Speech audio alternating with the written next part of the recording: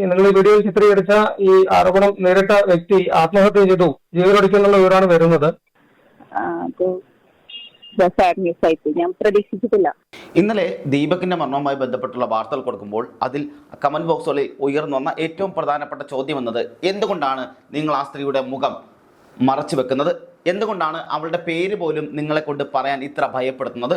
കഴിഞ്ഞ 2 ദിവസമായി ഇത് തന്നെയാണ് എല്ലാ ചാനലുകളെയും കമന്റ് ബോക്സുകളിൽ നിറഞ്ഞിരിക്കുന്നത്. ഇത് തന്നെയാണ് പ്രേക്ഷകർ ആവർത്തിച്ച് ചോദിച്ചുകൊണ്ടിരിക്കുന്നത്.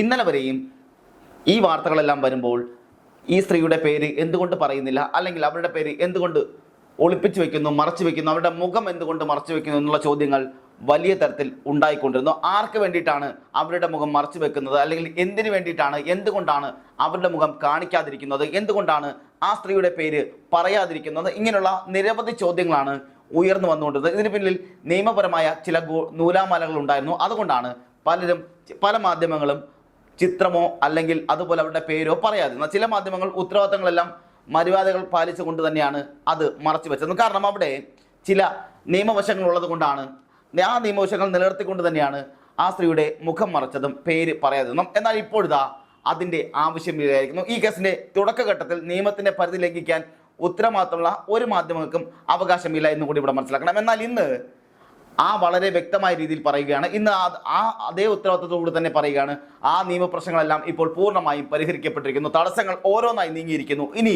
മൗനം പാലിക്കുന്നത് കുറ്റകരമാണെന്നുള്ള ബോധ്യത്തോടു കൂടിയാണ് ഇത് പറയുന്നത്. ഇനി ഒരു തരത്തിലുള്ള ഒളിച്ചോട്ടവും അനുവദിക്കാനാവില്ല. ഇതാ നിങ്ങൾ കൺകുളിർക്കെ കണ്ടുകൊള്ളുക, ഇതാണ് ഈ സ്ത്രീയുടെ മുഖം. ഇവരുടെ പേരെന്ന് പറയുന്നത് ഷിംജിത മുസ്തഫ എന്നുള്ളതാണ്. ഇതാണ് അവരുടെ ചിത്രമെന്നത്. നിങ്ങളിപ്പോൾ കണ്ടുകൊണ്ടിരിക്കുന്നതാണ് അവരുടെ ചിത്രമെന്നത്.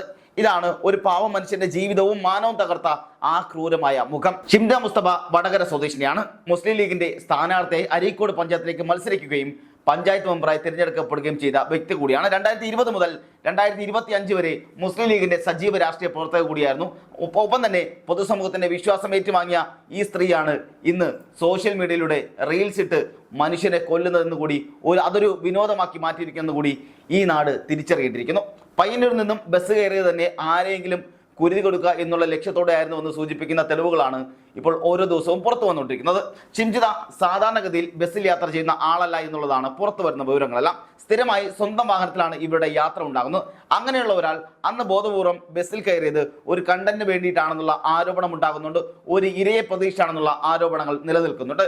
റീൽസിന് വേണ്ടി ആരെങ്കിലും ഒന്ന് മുട്ടിയാൽ മതി, ഒന്ന് ഉരസിയാൽ മതി, അത് വീഡിയോ ആക്കി വൈറലാക്കാം, ഇതായിരുന്നു അവരുടെ ഗൂഢ ലക്ഷ്യമെന്നാണ് പലരും പറഞ്ഞു വെക്കുന്നത്. നിർഭാഗ്യവശാൽ ആ ചൂണ്ടയിൽ കുടുങ്ങിയത് കോഴിക്കോട് ഗോവിന്ദപുരം സ്വദേശിയായ ദീപക് എന്ന 42-കാരനായിരുന്നു. വലിയ സ്വപ്നങ്ങളോ അധികാരങ്ങളോ ഇല്ലാത്ത ഒരു സാധാരണ മനുഷ്യൻ. അവിടെ ഒരു തരത്തിലുള്ള പീഡന ശ്രമവും നടന്നിട്ടില്ല എന്ന ദൃശ്യങ്ങൾ പരിശോധിച്ചാൽ ഏത് സാധാരണക്കാരനും മനസ്സിലാവുകയും ചെയ്യും.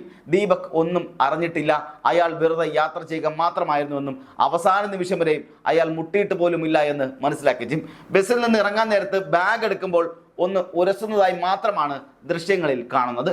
അത് ബോധപൂർവമാണെന്ന് വിശ്വസിക്കാൻ യാതൊരു യുക്തിയും ഉണ്ടാകുന്നില്ല. ഒരുപക്ഷെ ക്യാമറയുമായി ചേർന്ന് നിന്നപ്പോൾ സംഭവിച്ചതാകാം എന്നുള്ളതും ഇവിടെ എടുത്തു പറയേണ്ടത്. എന്നാൽ ഷിംജിതയുടെ ലക്ഷ്യം വ്യക്തമായിരുന്നു. എങ്ങനെയെങ്കിലും റീൽസ് എടുക്കണം, അത് വൈറലാക്കണം, ലൈക്കും റീച്ചും ഉണ്ടാക്കണം. വ്ളോഗറായ ഹാരിസ് അറബി വളരെ വ്യക്തമായി തന്നെ ഇതിൽ പറഞ്ഞിട്ടുണ്ട്. അവർ പറഞ്ഞതുപോലെ ഇവർ കണ്ടന്റ് തേടി ഒരുപക്ഷെ പലതവണ ബസ്സിൽ കയറിയിട്ടുണ്ടാകാമെന്ന സംശയം ഇവിടെ ശക്തമാകുന്നുണ്ട്. വീഡിയോയുടെ തുടക്കത്തിൽ വലത് കൈയിൽ ക്യാമറ പിടിച്ചവർ പിന്നീട് ഇടത് കൈയിലേക്ക് ക്യാമറ മാറ്റുന്നത് കൃത്യമായി പ്ലാൻ ചെയ്ത രീതിയിലാണ്. സ്പർശന സമയത്ത് യുവതിയുടെ മുഖത്തുള്ള നേരിയ പുഞ്ചിരി നോക്കിയാൽ ഒരു ആപ്റ്റ് വിഷ്വൽ കിട്ടിയ വൈൽഡ് ലൈഫ് ഫോട്ടോഗ്രാഫറുടെ മുഖഭാവം പോലെയാണ് അത് തോന്നുന്നെന്നും ഇതിൽ എടുത്തു പറയേണ്ടിയിരിക്കുന്നു. ഹാരിസ് അറബി എന്ന ബ്ലോഗർ പറഞ്ഞതുപോലെ യാതൊരു അസ്വസ്ഥതയും അവരുടെ ഭാഗത്ത് പ്രകടനമാകുന്നില്ല, അവരുടെ മുഖത്ത് പ്രകടമാകുന്നേയില്ല. അതുകൊണ്ടാണ് പറയുന്നത് ദീപക് ഇവർക്കൊരു മനുഷ്യരായതില്ല, മറിച്ച് വെറും ഒരു കണ്ടന്റ് മാത്രമായിരുന്നു എന്ന്.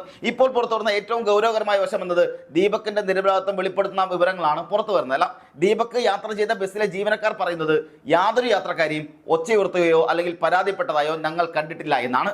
സാധാരണഗതിയിൽ സ്ത്രീകൾക്ക് നേരെയുള്ള ആക്രമണത്തിൽ ബസ് ജീവനക്കാരോട് പരാതിപ്പെടണം എന്നില്ല എന്നതും ശരി തന്നെയാണ്. എന്നാൽ ഷിംജിത അവകാശപ്പെടുന്നത് താൻ ബസ്സിൽ വെച്ച് ഒച്ച ഉയർത്തിയെന്നും ബഹളം ഉണ്ടാക്കിയെന്നുമാണ്. ആ ബഹളത്തിൽ അയാൾ ഓടി ഓടിപ്പോയെന്നുമാണ് പറഞ്ഞിരിക്കുന്നത്. അങ്ങനെയൊന്നും ഉണ്ടായിരുന്നെങ്കിൽ ബസ് ജീവനക്കാർ അറിയാതെ പോയത് എന്തുകൊണ്ടാണെന്നുള്ള പ്രസക്തമായ ചോദ്യം ഇവിടെ നിലനിൽക്കുന്നുണ്ട്. ആ ബസ്സിൽ യാത്ര ചെയ്ത മനുഷ്യരോടാണ് ഞങ്ങൾക്ക് ചോദിക്കാനുള്ളത്. ജീവിതത്തിൽ തങ്ങൾക്കേറെ പുരണ്ട കളങ്കത്തിൽ മനംതൊന്ന് മരിച്ച ഒരാളുടെ ജീവനിലും മരണത്തിലും ഒരു സ്ത്രീ തീരാ കളങ്കം ചാർത്തിയെത്തുമ്പോൾ നിങ്ങൾ എങ്ങനെ മൗനം പാലിക്കുന്നു എന്നുള്ളതാണ്. ദീപകിന്റെ ഇടതുവശത്ത് നിന്ന പെൺകുട്ടിക്ക് സത്യം പറയുന്ന ഏറ്റവും വലിയ അധികാരമുണ്ട്. അന്ന് എന്താ പ്രശ്നം എന്ന് ചോദിച്ചാൽ ആരെങ്കിലും ഉണ്ടെങ്കിൽ അവരും മുന്നോട്ട് വരണം, അയാളും മുന്നോട്ട് വരണം. ഫ്രാക്ഷൻ ഓഫ് സെക്കൻഡിൽ ഒരു സ്പർശനം അല്ലെങ്കിൽ സ്ലോ മോഷനിൽ ഒരു മഹാ അപരാധമാക്കി മാറ്റിയ ക്രിയേറ്റീവ് ക്രൂരത ഒരു മനുഷ്യന്റെ ജീവൻ എടുത്തിരിക്കുക കൂടിയാണ്. ബസ്സിലെ CCTV ദൃശ്യങ്ങൾ തന്നെ പരിശോധിക്കുമ്പോൾ ഇപ്പോൾ പോലീസിന്റെ കൈകളിലാണ് ആ ദൃശ്യങ്ങളുള്ളത്. അവിടെ ഉണ്ടാകും എല്ലാ ക്രൈമിലും അറിയാതെ ബാക്കിയാകുന്ന ദൈവത്തിന്റെ കയ്യൊപ്പ് എന്നുള്ളത്. FIR വന്നുള്ള ഷിംജിത ഇപ്പോൾ മുങ്ങിയിരിക്കുകയാണ്. എങ്ങോട്ടാണ് മുങ്ങിയെന്ന് യാതൊരു പിടുത്തവുമില്ല. മൊബൈൽ സ്വിച്ച് ഓഫ് ചെയ്ത് സോഷ്യൽ മീഡിയ അക്കൗണ്ട് ക്ലോസ് ചെയ്ത് അവർ എവിടെയോ ഒളിച്ചിരിക്കുകയാണ്. ഒരു പൊതുപ്രവർത്തകയായിരുന്നിട്ടും ഇങ്ങനെ ഒരു ക്രൂരത ചെയ്തതിൽ ജനങ്ങൾ വലിയ രോഷത്തിലാണ്. സോഷ്യൽ മീഡിയ ലൈക്കിനായി മനുഷ്യന്റെ ജീവിതം നശിപ്പിക്കുന്നവർക്കുള്ള താക്കീതായി ഈ കേസ് മാറുകയും വേണം. ദീപക് സോഷ്യൽ മീഡിയ ക്രൂരതകൾക്കെതിരായ ഒരു രക്തസാക്ഷി കൂടിയാണ്. ഷിംജിത മുസ്തഫ ജയിലിൽ അടയ്ക്കപ്പെടുക തന്നെ വേണമെന്നാണ് ജനങ്ങളെല്ലാവരും ആവശ്യപ്പെടുന്നത്. നിയമത്തിന്റെ പരിധിയിലൂടെ അവർ രക്ഷപ്പെടാനും പാടില്ല.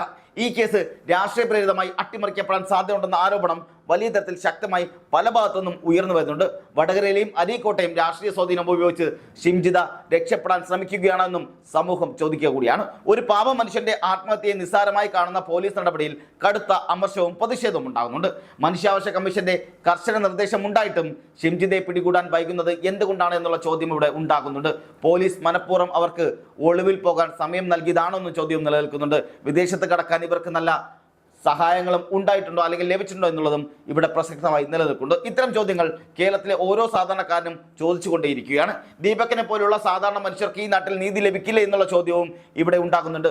ഒരു മൊബൈൽ ഫോൺ കയ്യിലുണ്ടെന്ന പേരിൽ ആരുടെ അഭിമാനവും തകർക്കാമെന്ന സ്ഥിതി ഉണ്ടായാൽ അത് വലിയൊരു സാമൂഹ്യ വിപത്തായി മാറുകയും ചെയ്യും. ഇൻസ്റ്റാഗ്രാം മീംസിന് വേണ്ടി മാത്രം ഇത്തരം വ്യാജ വീഡിയോകൾ ഉണ്ടാകുന്ന ഒരു വലിയ ശൃംഖല തന്നെ കേരളത്തിൽ വളർന്നു വരികയും ചെയ്യുന്നുണ്ട്. സദാചാര പോലീസ് ചമയുന്ന ഇത്തരം ബ്ലോഗർമാർ യഥാർത്ഥത്തിൽ ചെയ്യുന്നത് ക്രിമിനൽ കുറ്റങ്ങളാണ്. ഷിംജിതയുടെ ഈ പ്രവൃത്തി ദീപകിനെ മാത്രമല്ല അയാളുടെ കുടുംബത്തെയും കൂടിയാണ് കൊലപ്പെടുത്തിയിരിക്കുന്നത്. ആ പാവം മനുഷ്യൻ അനുഭവിച്ച മാനസിക വിഷം ആർക്കും അളക്കാൻ പോലും കഴിയുന്നല്ല. സമൂഹത്തിന് മുന്നിൽ മോശക്കാരനായി ചിത്രീകരിക്കപ്പെട്ടപ്പോൾ അല്ലെങ്കിൽ അവിടെ ചിത്രീകരിക്കപ്പെടുമ്പോൾ ഉണ്ടായ ആ മനോവേദനയാണ് അയാളെ ആത്മഹത്യയിലേക്ക് നയിച്ചിരിക്കുന്നത്. ഷിംജിത ചെയ്തത് കേവലം ഒരു വീഡിയോ പോസ്റ്റ് ചെയ്യുക മാത്രമല്ല, ഒരു വ്യക്തിഹത്യ കൂടിയാണ്. ഈ വിഷയത്തിൽ ബസ്സിലുണ്ടായിരുന്ന മറ്റു യാത്രക്കാർക്കും വലിയ പങ്കുണ്ട്.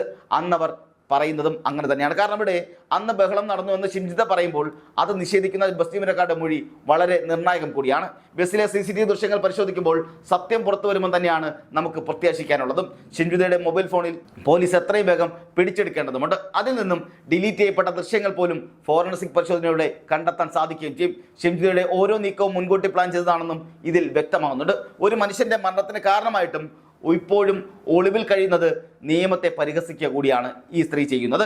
ദീപകിന്റെ കുടുംബത്തിന് നീതി ലഭിക്കുന്നതുവരെ ഈ പോരാട്ടം തുടരുമെന്ന് തന്നെയാണ് രാഹുൽ ഈശ്വർ അടക്കമുള്ളവർ പറഞ്ഞു വെക്കുന്നതും.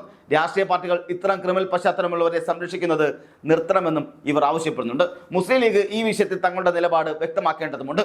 ഒരു മുൻ പഞ്ചായത്ത് മെമ്പർ ഇത്തരമൊരു പ്രവൃത്തി ചെയ്തതിൽ പാർട്ടിക്ക് ഉത്തരവാദിത്തമില്ലേ എന്നുള്ള ചോദ്യവും ഇവിടെ നിലനിൽക്കുന്നുണ്ട്. പൊതുസമൂഹത്തോട് ഇവർ മറുപടി പറഞ്ഞേ മതിയാകൂ. റീച്ച് ആക്രാന്തം തലയ്ക്ക് പിടിച്ച ബ്ലോഗർമാർക്ക് ഈ ശിക്ഷ ഒരു പാഠമാവുകയും വേണം. ഇനിയൊരു ദീപക് ഈ മണ്ണിൽ ഉണ്ടാവുകയും ചെയ്തു. അതിനൊപ്പം തന്നെ എടുത്തു പറയുന്ന ചില കാര്യങ്ങളുണ്ട്. നമുക്കറിയാം നമ്മുടെ സ്ത്രീകൾ പല സ്ഥലങ്ങളിലും മോശം അനുഭവം ഉണ്ടായിട്ടുണ്ട് അവർക്കെന്നുള്ളത്. നമുക്കറിയാം, സ്കൂളിൽ പോകുന്ന കുട്ടികൾ, കോളേജിൽ പോകുന്ന കുട്ടികൾ, ജോലിക്ക് പോകുന്ന സ്ത്രീകൾ, അവർക്ക് ബസ്സിൽ വെച്ച്, വഴിയിൽ വെച്ച്, അതുപോലെ തന്നെ ഇടവഴികളിൽ വെച്ചൊക്കെ മോശം അനുഭവം ഉണ്ടായിട്ടുണ്ട് എന്നുള്ളതിൽ യാതൊരു തർക്കവുമില്ല. ഇതെല്ലാം നമ്മുടെ നാട്ടിലെ പുരുഷന്മാർ തന്നെ ചെയ്തതുമാണ്. എന്നാൽ ആ അവസരം മുതലാക്കി പല സ്ത്രീകളും അതിനെ മിസ്ബിഹേവ് ചെയ്തു എന്ന് ആക്കി തീർക്കുകയും മിസ്യൂസ് ചെയ്യുന്ന സാഹചര്യം ഉണ്ടാകുന്നുണ്ട്. പലപ്പോഴും സ്ത്രീകൾക്ക് നേരെ അതിക്രമങ്ങൾ ഉണ്ടാകുന്നതിൽ ഇന്നും യാതൊരു മാറ്റവും ഇല്ല എന്ന് കൂടി നമ്മൾ മനസ്സിലാക്കണം.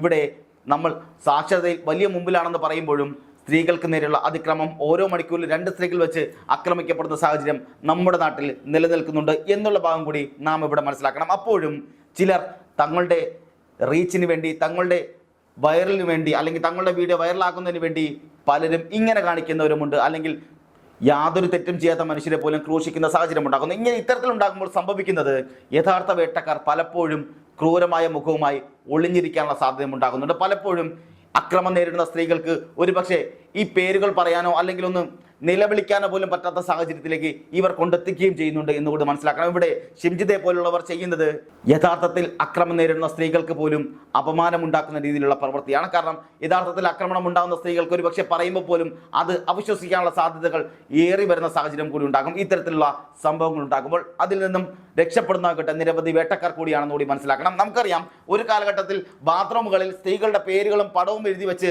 അതിനൊപ്പം തന്നെ മൊബൈൽ നമ്പർ എഴുതി വെക്കുന്ന സാഹചര്യം ഉണ്ടാകുന്നു. ട്രെയിനുകളിൽ ഉണ്ടാകുന്നു, ബസ്സുകളിൽ ഉണ്ടാകുന്നു, അതുപോലെ തന്നെ വഴിയോരങ്ങളിൽ ഉണ്ടാകുന്നു. ഇതെല്ലാം വലിയ തരത്തിൽ ആഘോഷിച്ച ജനങ്ങളുള്ള നാട്ടിലാണ് നാം ജീവിക്കുന്നത്. അത്തരത്തിലുള്ള പുരുഷന്മാർ എത്ര തന്നെ ഉണ്ടെന്ന് നമുക്കറിയാം. നമ്മുടെ സമൂഹത്തിലും അത്തരത്തിലുള്ളവർ ഉണ്ടാകുന്നുണ്ട്. അവരെയൊന്നും ഒരിക്കലും ന്യായീകരിക്കാൻ കഴിയുകയില്ല. അത്തരത്തിൽ സ്ത്രീകൾ ആക്രമിക്കപ്പെടുന്നതും പതിവാണ്. പക്ഷേ ഇവിടെ അതിനൊപ്പം തന്നെ പറയേണ്ടത്, അതുപോലെ സ്ത്രീകൾ ആക്രമിക്കപ്പെടുന്നുണ്ടെങ്കിൽ ഒറ്റപ്പെട്ട രീതിയിലാണെങ്കിൽ പോലും, ഒറ്റപ്പെട്ട സാഹചര്യത്തിലാണെങ്കിൽ പോലും ഇതുപോലെയും ചില സംഭവങ്ങൾ ഉണ്ടാകുന്നുണ്ട്. പല സ്ത്രീകളും അല്ലെങ്കിൽ ചില സ്ത്രീകളിൽ നിന്നും ഇതുപോലെ യാതൊരു തെറ്റും ചെയ്യാത്ത പുരുഷന്മാരും പ്രശ്നങ്ങൾ അനുഭവിക്കുന്നുണ്ട്. അതിലൂടെ ജീവനുകൾ പൊലിഞ്ഞു പോകുന്നുണ്ട്. രണ്ടും നാം മനസ്സിലാക്കേണ്ടതാണ്.